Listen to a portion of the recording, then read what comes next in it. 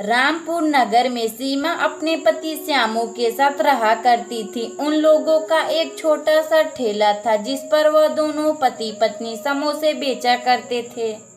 समोसे खा लो, समोसे, गर्मा गर्म समोसे खा लो। सीमा और श्यामू का दुकान उस नगर में बहुत प्रसिद्ध था। बहुत से लोग श्यामू और सीमा के दुकान पर समोसे खाने आते थे। श्यामू, अरे ओ श्यामू, जरा हम दोनों भाइयों के लिए एक एक प्लेट समोसे लगाना। बैठिए, मैं अभी लाता हूँ भाई साहब। श्यामू अपने ठेले पर से उन दोनों भाइयों को समोसे बनाकर खाने के लिए दे देता है। वह लोग श्यामू और सीमा के हाथों का समोसे खाकर उन लोगों का तारीफ किए बगैर मानते नहीं। श्यामू भाई, मानना पड़ेगा, तुम्हारे हाथों का समोसे और चटनी कितना स्वाद मिल रहा है खाने में। क्या भाई रमेश, तुमको खाने में मजा आया कि नहीं? हाँ भाई मोहन, श्यामू के समोसे खाने हम इतनी दूर से आते हैं, इसीलिए ना कि श्यामू के समोसे कितने अच्छे लगते हैं। वह लोग श्यामू को उसके पैसे देकर वहां से चले जाते हैं। श्यामू इसी तरह दिन प्रतिदिन अपना समोसे का ठेला लगाता और उस गांव में सबसे अच्छा समोसे बनाकर बेचता।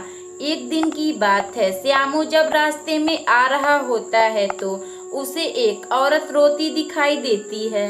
क्या हुआ तुम्हें? इतनी जोर जोर से क्यों रो रही हो? मेरा पति मुझे छोड़कर चला गया है। वह मुझे घर से निकाल दिया है। अब मैं करूँ तो क्या करूँ, मुझे कुछ समझ नहीं आ रहा। तुम्हारा पति क्यों तुम्हें घर से निकाल दिया है? चलो मैं उससे पूछता हूँ।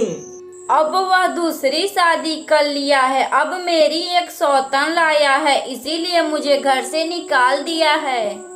श्यामू को उस औरत का दुख नहीं देखा गया तो वह उसे लेकर अपने घर आया और पूरी बात अपने पत्नी को बताता है। अजी, ये कौन है? आप इसे कहाँ लाए हैं? सीमा, दरअसल अब यह यही रहेगी क्योंकि इसका पति इसे छोड़ दिया है। अब हम लोगों के साथ यह रहेगी। अब इसका पति दूसरी शादी करने जा रहा है। ठीक है जी, कोई बात नहीं। आप इसे कुछ दिन तक इसे अपने घर में रख लीजिए। श्यामू की पत्नी सीमा उस औरत को रहने के लिए अपने घर में एक कमरा देती है। अब वह औरत श्यामू के ऊपर नजर गड़ाना शुरू कर देती है।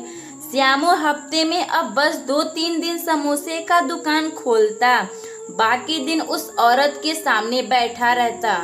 सीमा, आजकल श्यामू नहीं दिख रहा, वह कहाँ है? तुम अकेली ही दुकान संभाल रही हो।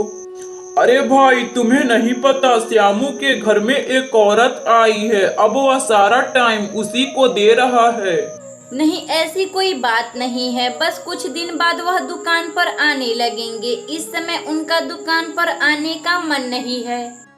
इसी तरह 1 महीने बीत जाते हैं। अब सीमा का पति श्यामू एकदम बदल गया था। अब वह अपनी पत्नी सीमा को नहीं चाहता, बस उस औरत को जो उसके घर आई थी। श्यामू जी, मुझे आपके साथ रहना है। अरे हाँ टीना, हम तो एक ही साथ हैं। नहीं, मगर अपनी पत्नी सीमा को घर से नहीं निकालेंगे तो मैं आपके साथ नहीं रहूंगी। फिर क्या था, श्यामू अपने घर से सीमा को निकाल देता है। सीमा बिल्कुल अकेली हो चुकी थी और अपनी दुकान के सामने रो रही होती है। तभी कुछ ग्राहक वहां आते हैं और सीमा से बोलते हैं। क्या हुआ भाभी जी, आप ऐसे रो क्यों रही हैं? मेरा पति मेरा सौतन लाया है और मुझे घर से निकाल दिया। अब मैं करूँ तो क्या करूँ, मुझे कुछ समझ नहीं आ रहा। भाभी जी, आप चिंता ना कीजिए, हम लोग जरूर कोई ना कोई इंतजाम कर देंगे। क्यों ना आप एक समोसे का ठेला लगाती हैं।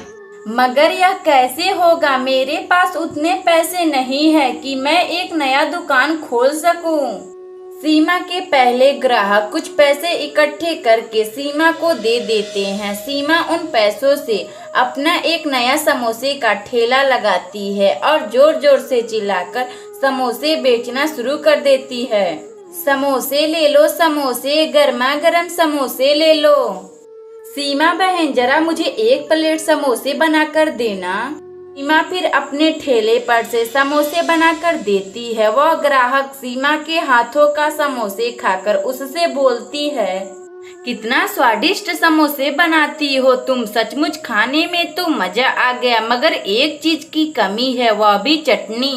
वह ग्राहक सीमा को चटनी का सलाह देकर और वहां से चली जाती है। सीमा मन ही मन सोचती है, मैं किस चीज की चटनी बनाऊं, क्योंकि समोसे के साथ चटनी तो मेरे पति बनाते थे।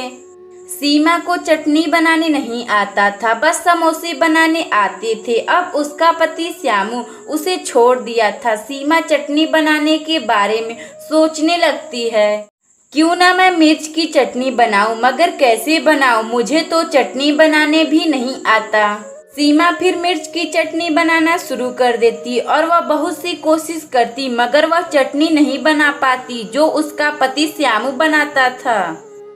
अब मैं करूँ तो क्या करूँ, मुझे चटनी भी बनानी नहीं आती, मुझे कुछ समझ नहीं आ रहा। सीमा फिर अगली सुबह से अपने समोसे का ठेला लगाना शुरू कर देती है, मगर समोसे के साथ चटनी ना था, इसी वजह से लोग समोसे खाना नहीं पसंद करते थे। अब सीमा, तुम्हारे समोसे काफी अच्छे लग रहे हैं, मगर बिना चटनी के यह समोसे कैसे? तुम समोसे के साथ चटनी भी दिया करो। सीमा जब भी समोसे बेचती तो उसे यही समस्या आती कि समोसे के साथ चटनी नहीं है, बिना चटनी के समोसे कैसे लगेंगे। वह सोच में पड़ जाती कि अब मैं करूँ तो क्या करूँ। तभी सीमा के दिमाग में काफी अच्छा सा आइडिया आता है, क्यों ना मैं आम की चटनी बनाऊं, यह मेरे समोसे के साथ काफी अच्छे लगेंगे। सीमा फिर बहुत मेहनत कर कर आम की चटनी बनाती और फिर चख कर देखती, अरे वाह, कितना स्वादिष्ट आम की चटनी लग रही है, यह मेरे समोसे के साथ खूब बिकेगा। अगली सुबह सीमा अपने हाथों का आम की चटनी और समोसे बनाकर अपने ग्राहक को खाने के लिए देती है। अरे वाह सीमा, यह आम की चटनी काफी अच्छी लग रही है और साथ में समोसे, वाह, खाने में तो मजा आ गया। वह आदमी गांव में जाकर और लोगों से भी सीमा की चटनी और समोसे के बारे में बताता है। तुम लोगों को शायद नहीं पता, वह सीमा आम की चटनी और साथ में समोसे बेच रही है, खाने में तो बहुत अच्छे लग रहे हैं। क्या क्या कह रहे हो भैया, मगर सीमा को तो चटनी नहीं बनाने आती, चटनी तो उसका पति श्यामू बनाता था। अब नहीं, सीमा खुद अपने हाथों की चटनी और साथ में समोसे बना रही है, जो खाने में काफी स्वादिष्ट लग रहे हैं। तो ठीक है भाई, अभी मैं जाता हूँ और सीमा के दुकान पर समोसे खाकर आता हूँ। उस आदमी का बात सुनकर सीमा के दुकान पर अब काफी लोग सीमा के हाथों का समोसे और चटनी खाने आते। अरे वो सीमा, जरा हमें भी अपना आम की चटनी और समोसे खिलाना तो। सीमा फिर उस आदमी को अपने हाथों से चटनी और समोसे बनाकर देती है। उन लोगों को सीमा के हाथों का चटनी और समोसा बड़ा पसंद आता था। सीमा का पति श्यामू को वह औरत नहीं चाहने लगी और श्यामू के घर से उसी को निकाल देती। श्यामू फिर माफी मांगने अपनी पत्नी सीमा के पास आता है। सीमा भी उसे माफ कर देती। वह दोनों पति पत्नी समोसे और चटनी बेचकर खुशी खुशी रहने लगे। हर रोज एक नई कहानी देखने के लिए वीडियो को लाइक करें और चैनल को सब्सक्राइब करें और कमेंट बॉक्स में बताएं कि आपको यह वीडियो कैसा लगा।